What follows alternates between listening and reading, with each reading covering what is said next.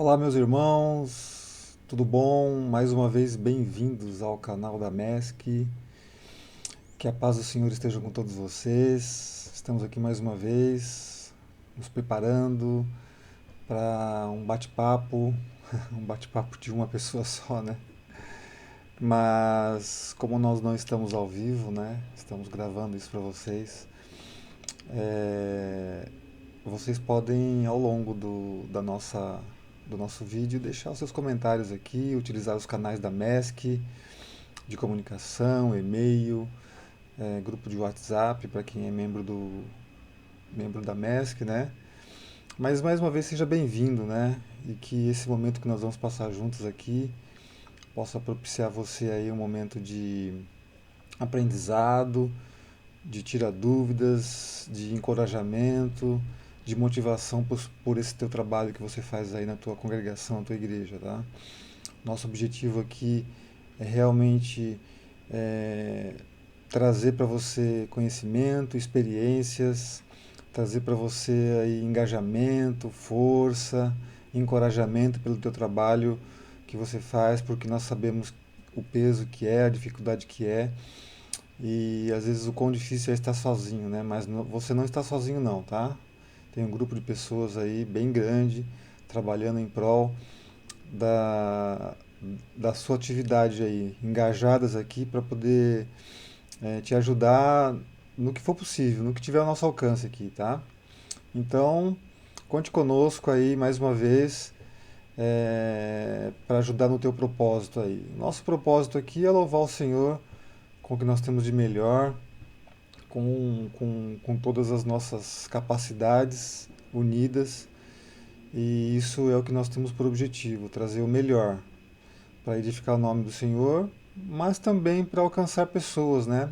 Nós sabemos aí que um bom trabalho de música na igreja alcança muitas pessoas, as pessoas vêm atraídas pela música e atraídas pela música elas escutam a palavra, escutando a palavra o coração delas aquece, o Espírito Santo atua, porque não é pelo nosso mérito que as pessoas chegam ao Senhor, né? O Espírito Santo convence todas elas, mas nós somos meio, ferramentas, né, que o Senhor usa para poder levar o Evangelho a todas as pessoas. E eu me sinto feliz por fazer parte desse ministério, né, da música, algo que aquece o coração da gente, mesmo quando a gente não está atuando lá no dia a dia na igreja, nós nos fazemos do nosso dia a dia aqui, de trabalho, de estudo, de lazer, com músicas boas, com músicas agradáveis e que aquecem o nosso coração em momentos difíceis, né? Então, o nosso bate-papo de hoje vai ser em torno da importância do coral, né, do papel do coral na liturgia e de algumas questões mais técnicas hoje, né, que nós podemos observar aí que pode ajudar os irmãos na formação, na manutenção do grupo de vocês na igreja, né?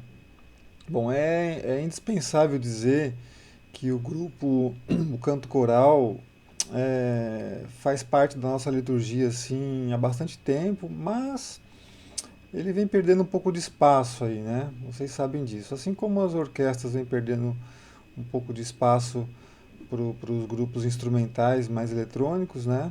As bandas, né? O coral também, né? O grupo de canto coral também vem perdendo um pouco de espaço. O canto coral, por vários motivos, né? Um deles é porque o estilo às vezes não agrada as pessoas, né? Como se a gente tivesse que agradar as pessoas, né? Com a música.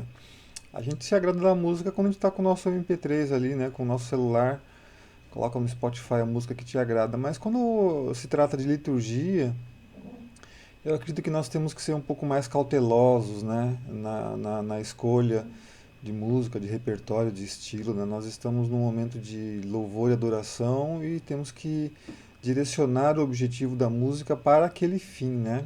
Fazer com que as pessoas meditem na letra, se conscientizem do que está sendo falado, né? E possam naquele momento de meditação ser tocadas pelo Espírito Santo. Então, eu acho que a música na liturgia do culto tem que ter essa vertente, né? Não somente de celebração, de alegria, de vibração, tal. Ok, é um momento, é importante, mas não é em todo o tempo. O coral, ele perde um pouco do espaço porque ele tem uma característica um pouco mais, assim, clássica, mais erudita, né? Com uma propriedade um pouco mais solene. E isso muitas vezes não traz muito agrado. Mas eu sou insistente. Eu tenho paixão pelo coral, pela música quatro vozes aí. Acredito que com uma pequena adaptação do estilo do repertório das músicas tradicionais, né? Com, com, com uma pequena adaptação disso, nós conseguimos manter o coral dentro da igreja atuante, de forma moderna e principalmente impactante dentro daquilo que nós temos como objetivo, que é trazer a mensagem da cruz. Então, existem algumas dificuldades aí que a gente enfrenta, mas a gente vai tentar ajudá-los, né? Assim como dividir as nossas dificuldades aqui com vocês e quem sabe alguém pode até nos ajudar aqui também, né? Com as suas experiências. Mas como é que a gente faz aí então para poder ter um grupo dentro da igreja, né? Bom, tem algumas características aqui que são importantes. A gente não pode deixar de levar em consideração que o canto coral não é algo que é bom só para a igreja, pô, é bom para quem canta, né? Pode perceber aí que os músicos dos corais aí não são músicos que ficam aí pouco tempo, não. Nós temos músicos aqui, coralistas aqui, que cantam aí há 20, 30 anos, 40 anos no coral. Eles não querem ir embora, não. As pessoas gostam. Por quê? Porque o canto coral também é terapia para o corpo, para a alma, para a mente, né? É um momento de descontração, é um momento que você coloca para fora ali as suas emoções e que deixa você aliviado muitas vezes no final do dia de trabalho ali, no dia de ensaio. É muito legal, é gostoso. Nós temos um momento social também, as pessoas se reúnem e se alegram e se divertem, por que não? É divertido também. A gente gosta bastante de participar, então é um momento importante para o próprio músico, né? E quando nós podemos introduzir instrumentos junto com o canto coral, se torna ainda mais relevante, com mais impacto. Então é uma forma que a gente tem de particularmente se alegrar, né? Então, musicaliza todos os integrantes aquilo ali, traz um envolvimento bem grande, as pessoas precisam estar sincronizadas com conhecimento umas das outras para poderem atuar em conjunto. Então, a primeira parte aí é que o coral realmente é importante para o indivíduo, assim, né? Tirando, excluindo ali a atuação dele nos ambientes, né? Na igreja e outros ambientes. A outra questão que nós temos aqui, que eu anotei e que é de certa forma relevante, é que nós temos dois termos aí, né? Para definir o canto coral. O próprio coro e coral, né? Como é que é aí na tua igreja? É coro ou é coral? Aqui em Floripa é coro, coro Vozes de Sião. E aí, como é que é? E eu, pesquisando um pouco aqui, percebi que as duas versões têm sentido, só que coro é para um grupo menor, por volta aí de 15 até 20 pessoas se chama coro. E coral? Coral é para o grupo maior, acima de 20 pessoas, né? Então, assim, isso não é algo que tem que ser dessa forma, né? Mas ah, as literaturas a respeito disso, quase todas falam sobre o mesmo número de pessoas. Até 15, entre 15 e 20 pessoas é coro e acima de 20 pessoas é coral. Então, se você tem um coro com 50 pessoas aí, talvez você possa mudar o nome do seu coro para coral, né? E essa é uma definição que eu encontrei em alguns livros aqui e achei interessante, né? Porque nós temos as duas versões dentro das nossas igrejas, né? Então, como é quando você montar o seu coro, o seu coral aí, verifique o grupo, o número de pessoas, né? E como isso tá acontecendo aí. É muito provável que muitos dos nossos grupos sejam corais, né? Que sejam maior de 20 pessoas, né? Pelo menos os que eu tenho noção aqui são grandes grupos, né? A outra questão que nós temos que prestar atenção dentro do nosso grupo é justamente os naipes, né? Que são o grupo de pessoas que se integram em cada voz. Basicamente, nós temos quatro vozes, né, no coral: soprano, contralto, tenores e baixos. E essas quatro vozes, elas acabam funcionando mesmo quando o coral é de vozes, só de vozes femininas. Obviamente que a gente não chama de tenores e baixos ali as vozes femininas, né? Primeiro e segundo tenor, primeiro e segundo soprano, primeiro e segundo contralto. Seria a divisão quando o coral é só feminino, né? E quando é só masculino, nós temos primeiro e segundo tenores, barítonos e baixos, né? De qualquer forma, são quatro vozes. Basicamente, é possível que na ausência de, ou na dificuldade de se ter as vozes mais graves, que são os baixos, se tenham três vozes somente. E existem inclusive diversas músicas preparadas aí para somente para três vozes, né? Eu mesmo tenho aqui algumas músicas repertório com três vozes ou com pequenos trechos com quatro vozes, mas a grande parte com três vozes somente, né? Às vezes tem o baixo. Então é possível também cantar a três vozes. Não é o ideal, mas é possível, né? Em algumas obras até, você já deve ter observado, Heber, mas já vi outras vozes lá em algumas partituras. Existem, nós podemos ter até nove vozes aí dentro de uma obra, né? Primeiro soprano, soprano, mezzo-soprano, primeiro contralto, segundo contralto, primeiro tenor, segundo tenor, barítono e baixo. Veja só, difícil fazer quatro vozes, imagine nove, né? Mas são em pequenos trechos, em algumas obras temos uma seção somente de vozes femininas, ali onde dividem três vozes femininas, então é possível que a gente tenha até nove vozes em finalizações, em acordes específicos, né? Por que isso é relativamente importante, né? Porque um coral a quatro vozes precisa ter equilíbrio entre essas vozes, né? Então, quando nós não temos uma delas ou ela não é assim, não tem força suficiente, falta o acorde daquela música, daquele trecho e a gente não tem o efeito que se espera, né? Que o compositor colocou ali. Mas, como a gente se adapta a tudo, né? Muitos maestros aí são bem criativos, né, e fazem adaptações aí de forma a atender ao que ele tem na mão ali, o grupo que ele tem na mão. Mas é especialmente importante a gente note que as quatro vozes são importantes ali para as obras, né? A outra questão assim de bastante importante é entender que existe um registro de extensão vocal para essas vozes, né? Que a gente chama de tessitura, né? Que normalmente é de duas oitavas. O que é esse registro de extensão? É o limite entre o grave até o limite do agudo que as pessoas alcançam, né?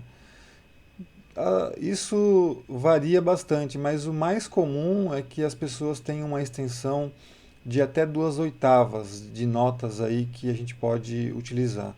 Então, é importante também saber que cada voz tem uma extensão vocal e essa extensão vocal vai determinar a área de abrangência, né, de graves e agudos, vai determinar qual voz que ela canta, né? As vozes femininas tendem a ser mais agudas, mesmo assim há uma divisão entre elas, em sopranos e contraltos, né? Vozes sopranos têm um pouco mais de dificuldade de alcançar notas graves, vozes contraltos têm um pouco mais de dificuldade de alcançar notas agudas, mas existe uma extensão em que elas se encontram, né? Que elas podem se encontrar. E, e isso é o que se chama de tessitura, né? Que é o registro, a extensão vocal, né? Das vozes. É importante que isso as pessoas saibam, né? Se elas não sabem, é importante alguém que as oriente para poder saber que voz que ela se encaixa, né? Identificar isso daí. Importante também. É óbvio que muitos corais acabam cantando sem que as pessoas saibam qual que é o seu registro, né? A sua extensão vocal. E isso tem que haver um certo cuidado porque isso pode acabar machucando, né? As pregas vocais ali, as pessoas estendendo demais ali, né? Extensão vocal muito aguda ou muito grave, acaba machucando se não souber fazer a colocação, a postura da voz correta, né? O que às vezes as pessoas não sabem mesmo, mas é importante saber para que elas não machuquem a voz, aí as pregas vocais durante um ensaio, durante uma apresentação. Tá? Isso é bem importante. Né? Então, identificar quais são os naipes que as pessoas participam e depois atuar neles. Existem alguns exercícios aí que existem, né, que podem identificar o naipe das pessoas. Isso é bem simples, né? Vários livros de técnica vocal têm isso, né? Onde a pessoa alcança determinada nota grave ou aguda, dependendo da extensão, ela se encaixa no naipe lá de contralto ou de tenor e assim vai, né?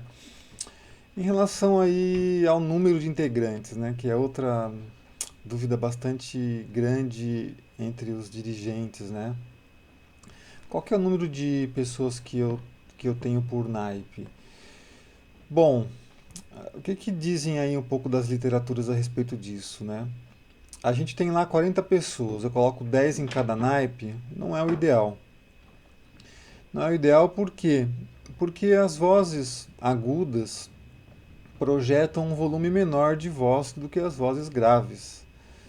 E os sons agudos também eles vão se propagam com menos distância do que os sons graves, né?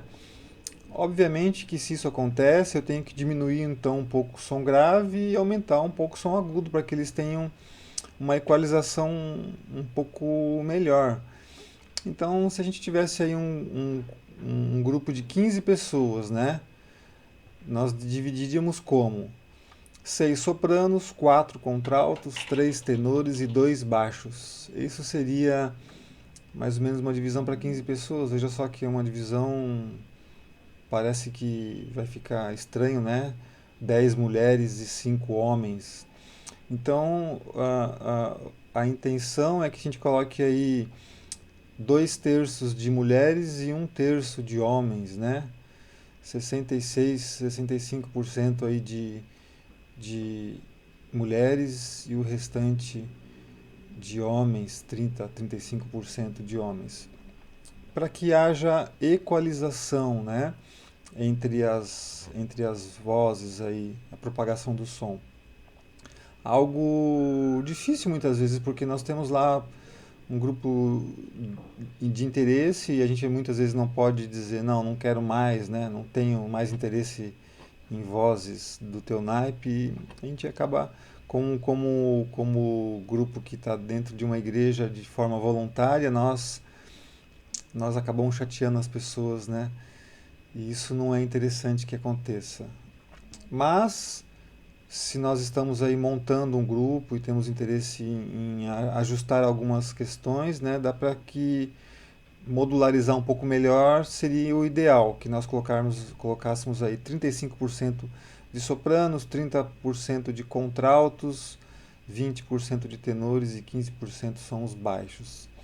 Né? Já é mais difícil conseguir algumas vozes aí, como baixo, por exemplo. Os homens são sempre um pouco mais difíceis aí, de número de pessoas, então isso já ajuda bastante na formação desses integrantes, né? Na composição desses integrantes aí.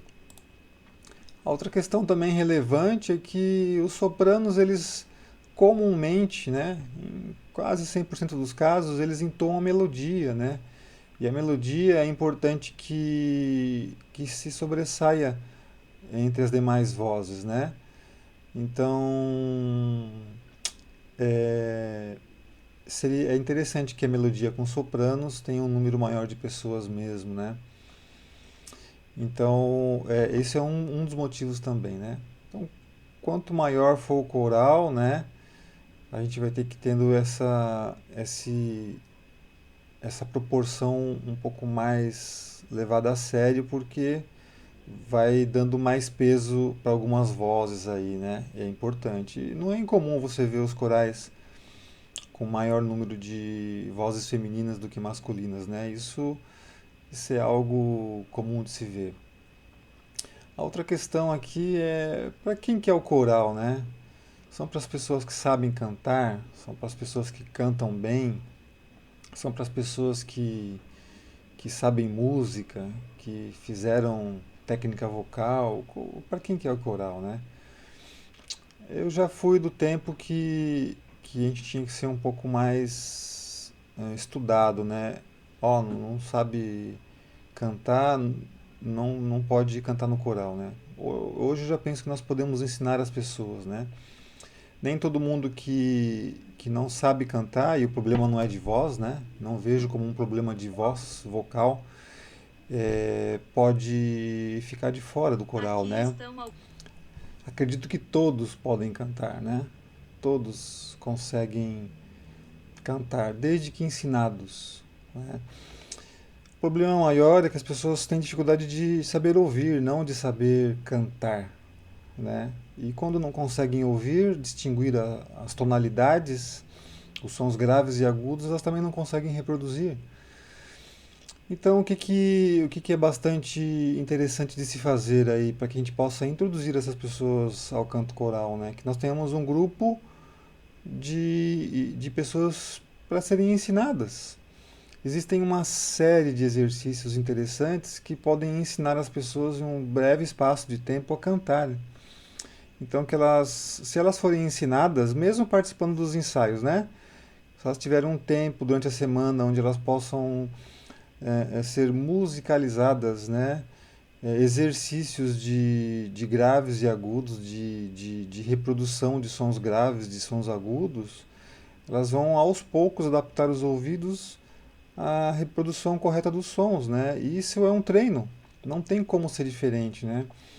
Quando as pessoas são treinadas, elas rapidamente estarão aptas a cantar no coral, mas às vezes não existe talvez esse tempo, essa paciência ou esse objetivo e as pessoas entram, começam a cantar, acabam de certa forma não conseguindo cumprir as expectativas, elas percebem que elas às vezes estão atrapalhando e elas saem, não conseguem se motivar a continuar e acabam saindo, né? Quem está do lado ali ouvindo muitas vezes se incomoda com aquele som que acaba atrapalhando o ouvido da outra pessoa e elas acabam saindo. Então é importante que a gente tenha uma boa adaptação para quem chega, para que elas também se motivem a continuar no coral, não se sintam ali um estorvo, né? Não se sintam uma peça que não se encaixa e que consigam entender que há um tempo de adaptação e que rapidamente elas podem somar os esforços ali e produzir algo interessante. Mas, no meu ponto de vista, a gente não pode simplesmente colocar as pessoas novas que não estão acostumadas com a música do canto coral no meio das pessoas que já cantam há muitos anos, né? Eu acredito que tem que ter um grupo à parte, né? Que possa se fazer uma adaptação dessas pessoas por um período aí de 1, 2 meses, dependendo do tempo que se despende para isso, né? Eu acredito que se houver um tempo dedicado aí de pelo menos 2 horas por semana para essas pessoas, em 30, 40 dias elas já estarão bem mais aptas a cantar com um grande grupo do que se elas simplesmente chegassem ali e deixa ela no ensaio ali por 2 meses, né? E ela aprende sozinha, né?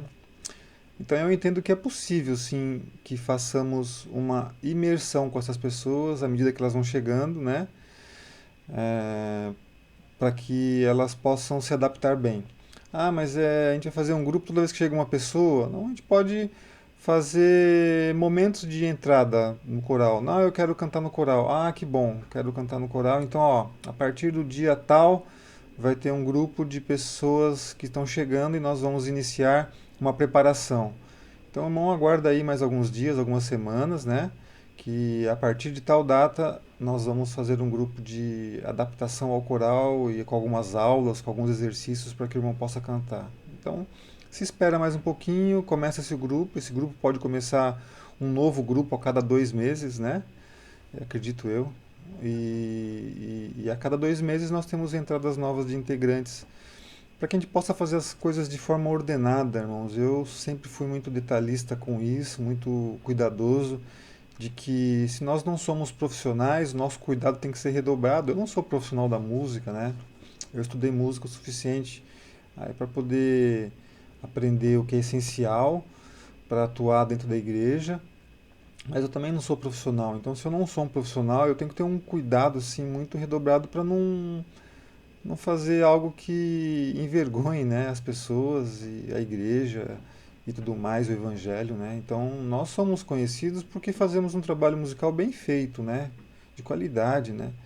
E isso tem que ser refletido em tudo que nós fazemos, né? Um bom material, uma boa preparação e também pessoas que reconheçam que é essencial esse cuidado, não é porque nós fazemos para o Senhor que podemos fazer de qualquer jeito. Embora essa fala exista sempre, né?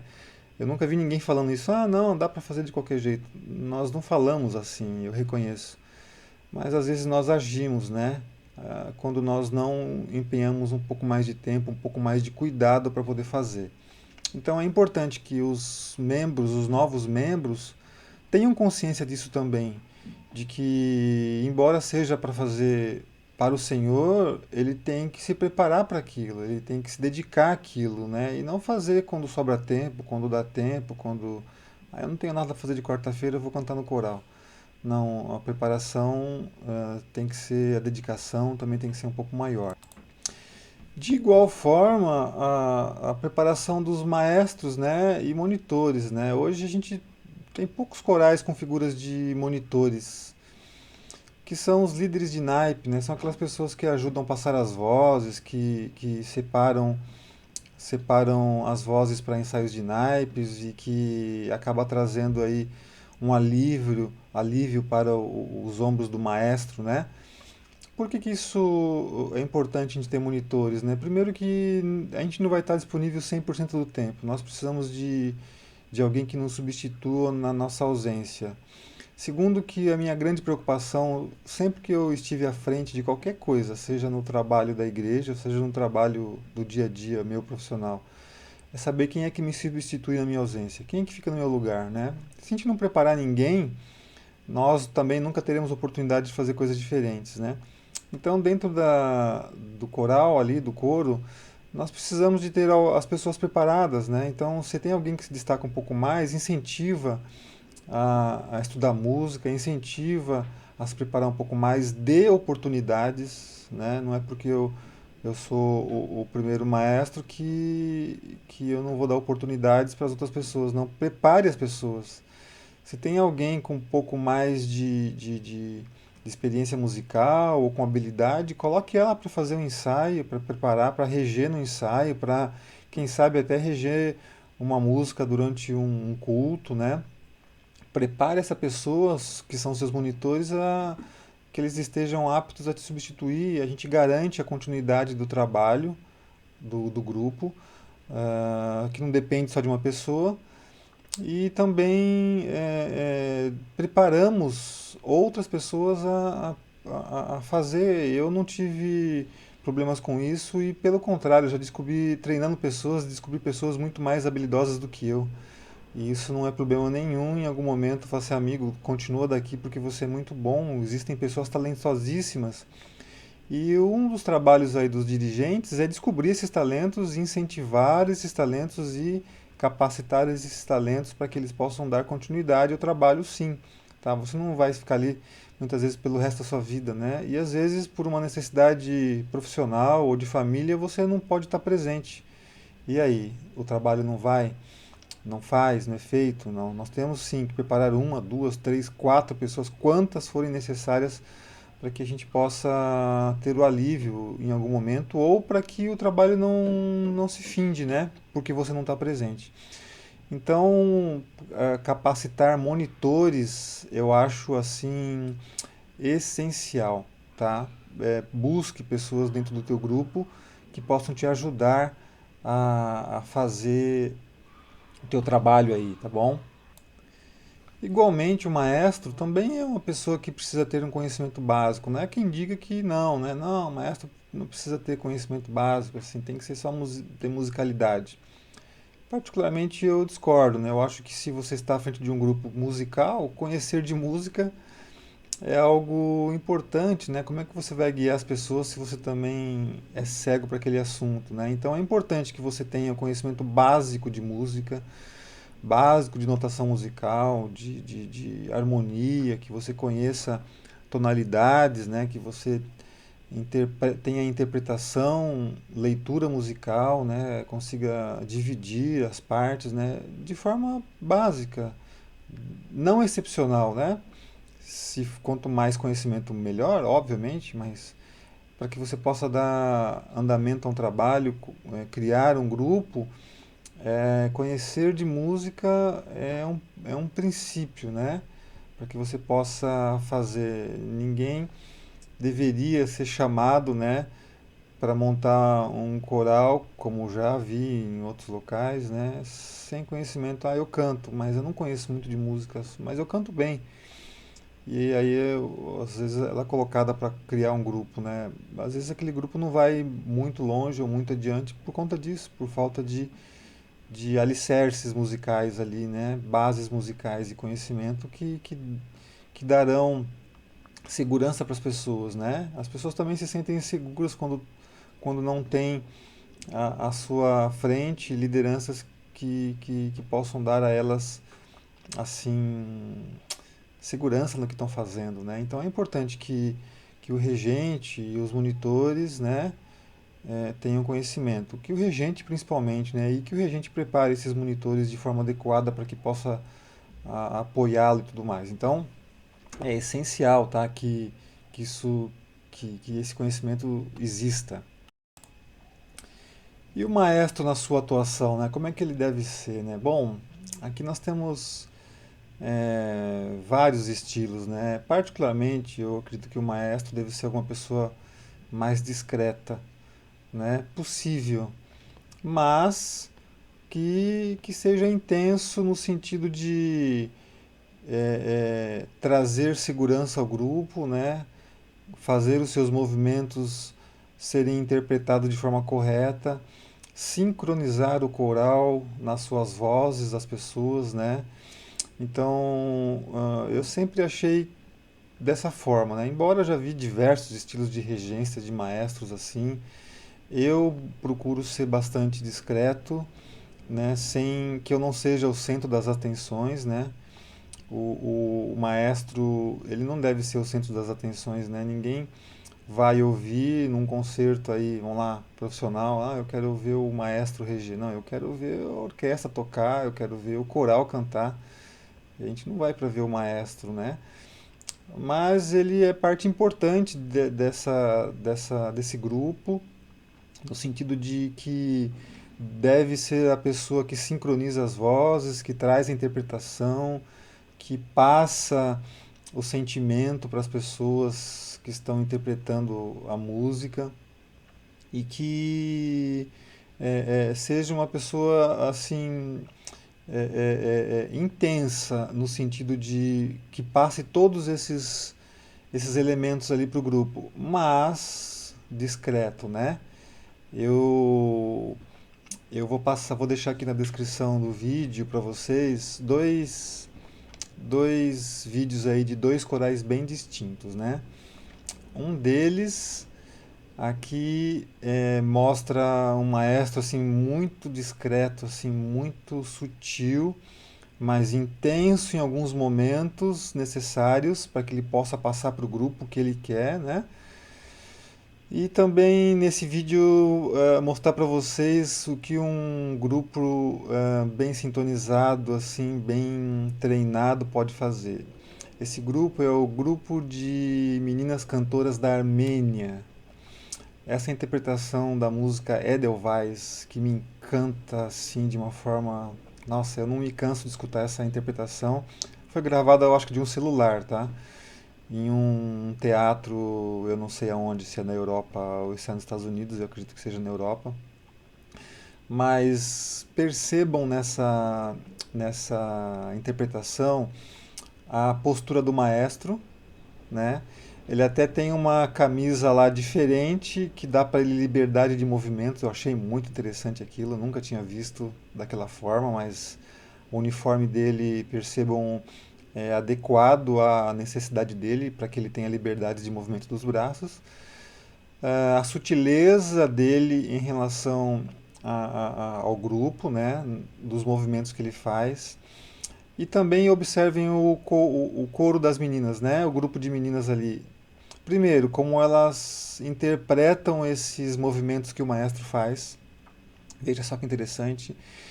E também percebam a afinação desse grupo. É algo que me encanta assim e me assusta até. Como essas meninas são afinadas. Assim, o que também me leva a crer que se nós treinarmos as pessoas, elas produzem coisas assim fabulosas, né? Então elas são afinadíssimas. E essa música, essa canção, Edelweiss, me encanta muito. Eu não me canso de ver esse vídeo. De vez em quando aqui eu tô vendo novamente e tô sentindo aquela afinação delas que é exemplar. Também vou deixar aqui na descrição um outro grupo de um coral, esse americano, assim, nitidamente um coral gospel, mas interpretando uma canção até difícil. Ela é uma música de repertório clássico, assim, dentro de uma igreja, é uma música evangélica, mas percebam a diferença entre os dois maestros aí. Esse outro maestro, assim, parece que ele vai virar um helicóptero, assim, de tão intenso que são os movimentos dele. Chegam a ser, assim, engraçados e exagerados, né? É bem legal de ver esse grupo cantando. Tem vários elementos nesse grupo aí, desse segundo vídeo, que são interessantes para o nosso aprendizado. Primeiro que o maestro ele é muito intenso, assim, muito intenso, muito intenso. Característico assim do grupo, inclusive vocês vão perceber. Segundo que o grupo ele está na mão do maestro totalmente, ele até respira com os movimentos do maestro, assim, das mãos do maestro. Percebam isso. Vocês têm que ver esse vídeo mais de uma vez. Não dá para ver ele uma vez só. É bem interessante porque o grupo responde muito forte a- aos movimentos do maestro também, assim. Embora o maestro seja muito intenso, o grupo está totalmente na mão, muito sincronizado. Todos os dois grupos cantam decor, tá?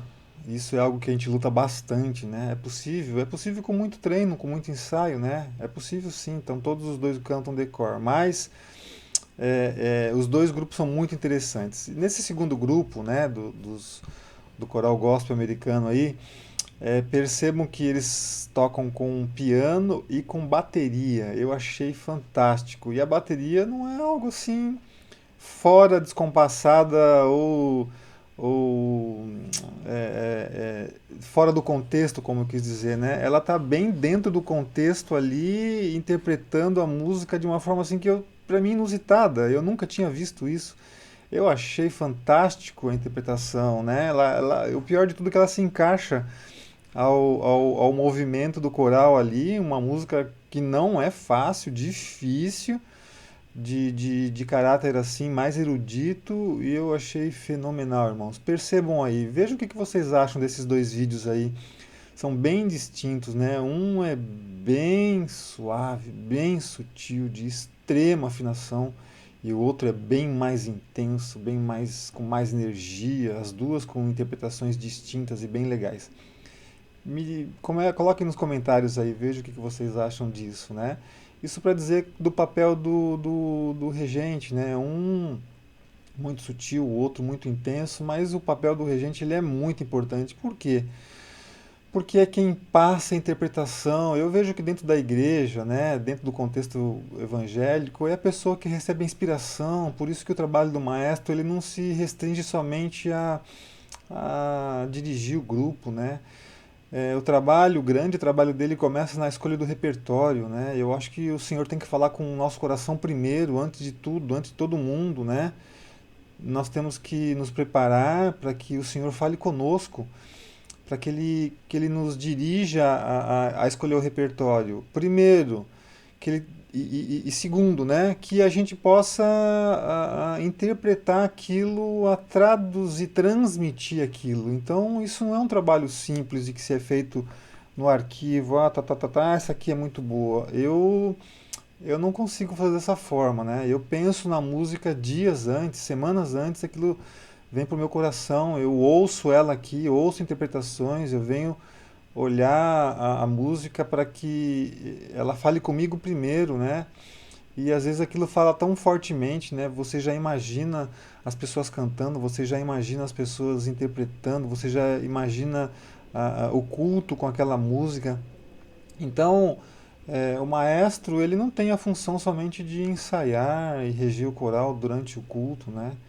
Nós temos um papel importante de ser um canal diretamente dos céus. Aí o Espírito Santo tem que falar conosco diretamente para que a gente possa escolher o repertório e interpretar a música no nosso coração e transmitir isso para as pontas dos dedos.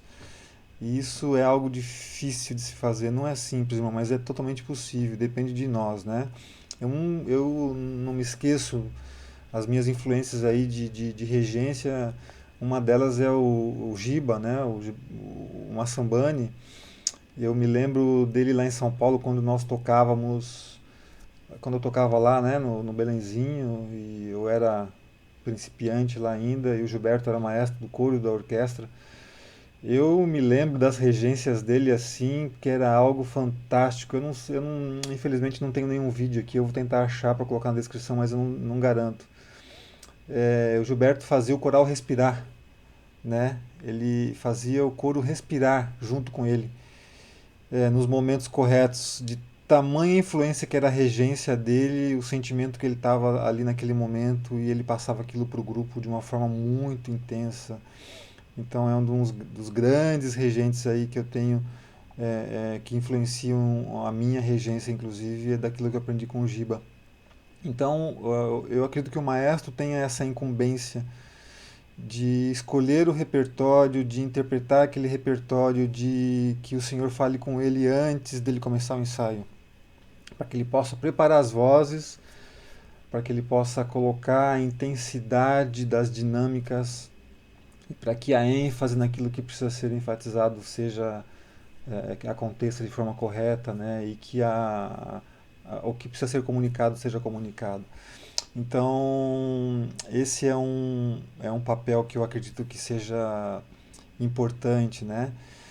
Para o maestro que ele não pode deixar de exercer.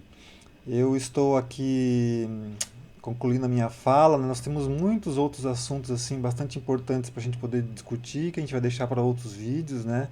Essa questão do repertório é algo que é, a gente pode falar exclusivamente sobre isso, sobre estilos musicais aí, sobre estilos de corais que não quebrem o estilo tradicional, que eu sou apaixonado, né?